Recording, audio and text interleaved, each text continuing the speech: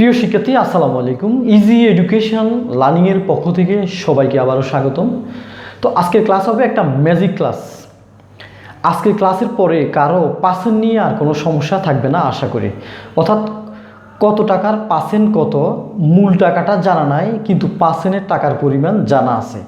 মূল টাকাটাও আজকে বের করতে পারবো আমরা আজকের পর থেকে, আর কত টাকার পার্সেন্ট কত হবে আমরা তাও বের করতে পারবো। আশা করি আজকের পরে কারো পার্সেন্ট নিয়ে আর সমস্যা হবে না।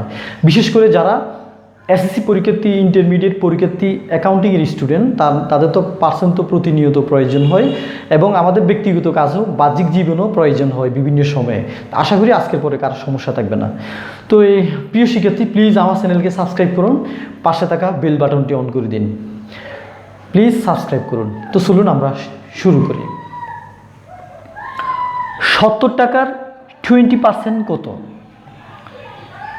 আমরা স্রেফ 70কে 20 দিয়ে গুণ করব, তাকে পার্সেন্ট আছে বিদে 100 দিয়ে ভাগ করব, এতে আমার আনসার বের হয়ে যাবে। চলুন আমরা দেখি।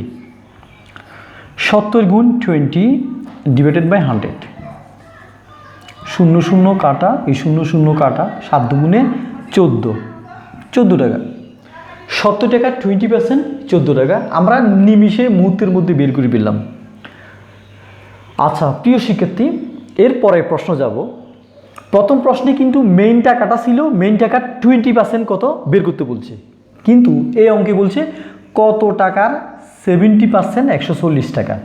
অর্থাৎ মূল টাকাটা, এখানে কিন্তু মূল টাকাটা বের করতে হবে। 70% হবে 140 টাকা। 70% যদি 140 টাকা হয় তাহলে মূল টাকাটা কত, অর্থাৎ 100%টা কত? 70% 140 টাকা। 70% যদি 140 টাকা হয়, 100%টা কত? তো চলুন আমরা 100%টা কত আমরা বের করি।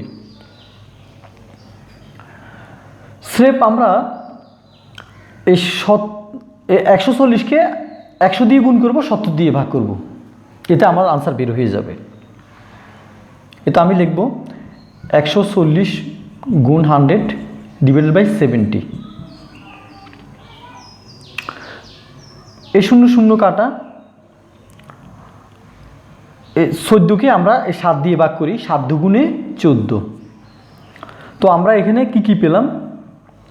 2 0 0 0 পাইছি আমরা দুইটা, এই একটাই একটা, দুইটা শূন্য পাইছি, তার মানে 200 টাকা।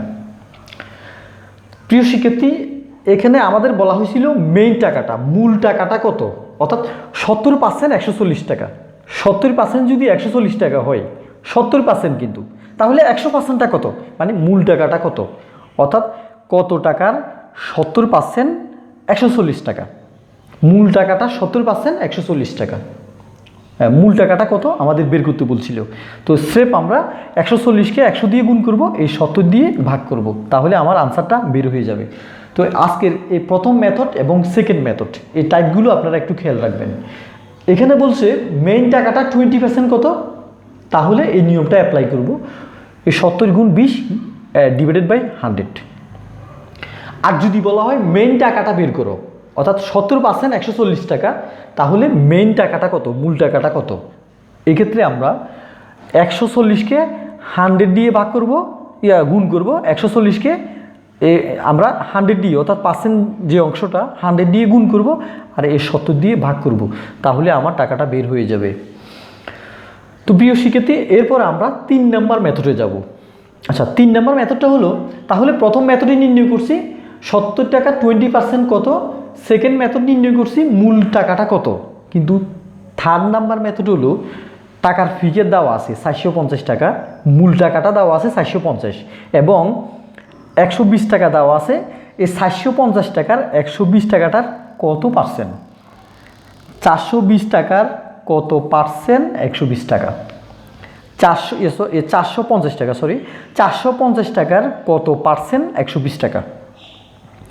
অর্থাৎ মেইন টাকাটা দেওয়া আছে, এই মেইন টাকার একটা অংশ দেওয়া আছে 120, মেইন টাকাটার একটা অংশ দেওয়া আছে 120। তো প্রশ্নে বলছে এই যে অংশটা দেওয়া আছে মেইন টাকার, এটা কত পার্সেন্ট, এটার কতটুকু অংশ? এই 450 টাকাটা 120 টাকা দিয়েছে, 120 টাকা, এটার কত পার্সেন্ট, কতটুকু অংশ? চলো আমরা বের করি। এই যে 120 120 গুণ 100 ডিভাইডেড বাই 450।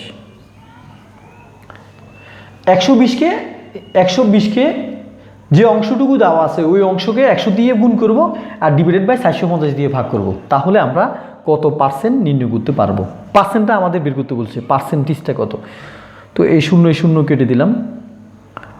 এরপরে আমরা 45কে আমরা যদি এখানে 120 না, আচ্ছা 45কে যদি আমরা 10 দিয়ে ভাগ করি, অর্থাৎ এই 45 আর 10 উভয় পক্ষকে 5 দিয়ে ভাগ করব। এই 45কে অর্থাৎ 45কে যদি আমরা 5 দিয়ে ভাগ করি, 5 নং 45, আর 5 দিয়ে যদি 10কে ভাগ করি, 5 দুগুণে 10, তাহলে উপরে থাকে আমার 2, নিচে থাকে 9। উভয় পক্ষকে কি দিয়ে ভাগ করছি আমরা? 5 দিয়ে। 5 দুগুণে 10, 5 নং 45। তো এদিকে থাকে 9, এখানে থাকে 120। তো প্রিয় শিক্ষার্থী, এই 9কে যদি আমি 3 দিয়ে ভাগ করি, 3 তিরিকে 9, আর এই 12কে যদি 3 দিয়ে ভাগ করি, 3 4 হ্যাঁ 3 4 12।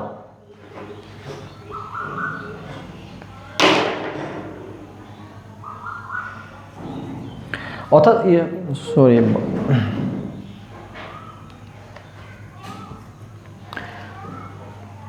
প্রথমত এই 10কে 5 দিয়ে ভাগ করলে হয় 2, 5 দুগুণে 10, আর 45কে যদি 5 দিয়ে ভাগ করি 9, 5 নং 45, 5 দুগুণে 10, এই উভয় পক্ষকে 5 দ্বারা ভাগ করে। এরপরে এই যে উপরে 120 আর এই 9 উভয় পক্ষকে 3 দ্বারা ভাগ করে। 3 দ্বারা করলে 3 তিরিকে 9, আর 3 দ্বারা যদি এই 12কে করি, 3 4 12, এই শূন্যটা আমরা বসিয়ে দিই 40। তো এরপরে তাহলে নিচে থাকতেছে আমার 3, উপরে থাকতেছে 40 গুণ 2, 40 গুণ 2, 40 দুগুণে 80, নিচে হলো 3। তো এখন 80কে আমরা 3 দিয়ে ভাগ করি, 80কে 3 দিয়ে ভাগ করলে হবে